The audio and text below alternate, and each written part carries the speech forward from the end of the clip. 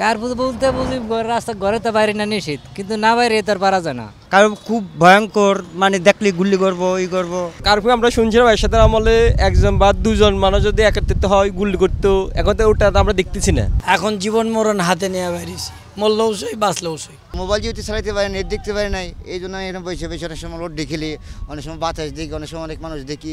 পেটের আহার জোগাড় করতে হয়, সেই কারণে আমগো তো কার্ফু দিয়ে আমগো লাভ নেই, আমরা বাইরে মই। আমরা তো বড় লোলার গেলে ঝাড়ুদা বাড়িয়ে দিব, তোমরা কাজকর্ম করতে আর তোমরা আয়ো কেউ না, কাজকর্ম বন্ধ, আমরা কাম করতে। খালেদা বলেন আর শেখ হাসিনা বলেন, আরো কোনো দল যদি আসে 5 লাখ মানুষ মূল্য, তাদের কোনো আসে যায় না। কার্পু বলতে বুঝি রাস্তা ঘরে তো বাইরে না নিষেধ, কিন্তু না বাইরে তার পারা যায় না। কারণ সরকার তার আমাকে খাওয়ান দিতে আসে না, কেউ এক রিলিফ দিলে এটা কইতে খাওয়ান দিয়ে গেছে বাসায় বাসায়, আর বাইরে এমন না। এখন কামও নাই খাওয়ানো নাই, পরিবেশ স্বাভাবিক, কোনো গ্যাঞ্জাম গুঞ্জাম আমরা চাই না, আমরা সাধারণ মানুষ কোনো গ্যাঞ্জাম চাই না।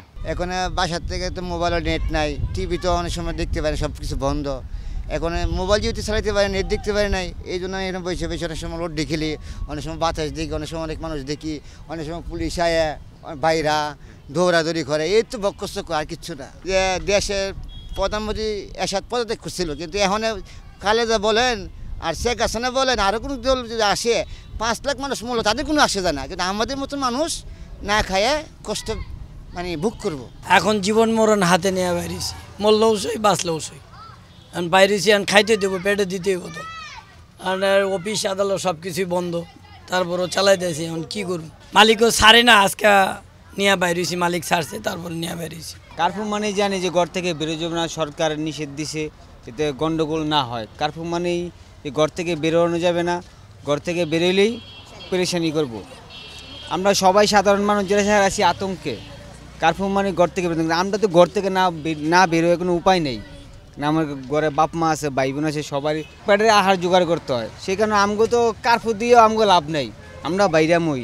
কিন্তু আমরা চাই এইসব কার্ফু টার্ফু যাতে না থাকে, এই দেশের ভিতরে যেহেতু ঝামেলা আছে এগুলো যাতে না, আমরা শান্তিপূর্ণ একটা দেশ চাই। মানে চাই আমরা দেশ স্বাধীনে চললে কাম করতারমু, খাইতারমু, কাজকর্ম করতারমু, যাতে কার্ফু না থাকুক, যাতে বাংলাদেশ স্বাধীন বালা মতন চলুক। আমরা কেউ এতে সাহায্য চাই না, কাম করে খায় জান বালা থাকুক, কাম করে নি ভাত খেয়ে যেতে।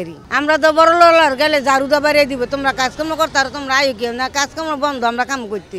জানি খুব ভয়ঙ্কর চলতে আছে, মনে করেন আমি বাইরেছি আমার পেটের জন্য, মানে একবেলা করলে আর একবার আহার জোটে না। তারপরও বিভিন্ন জায়গায় গাড়ি ক্যাব নিয়ে গেছি, সে মধ্যে ঘুরে দেয়, চিপা চাপাই দিয়ে যাই, রিক্সের উপরে।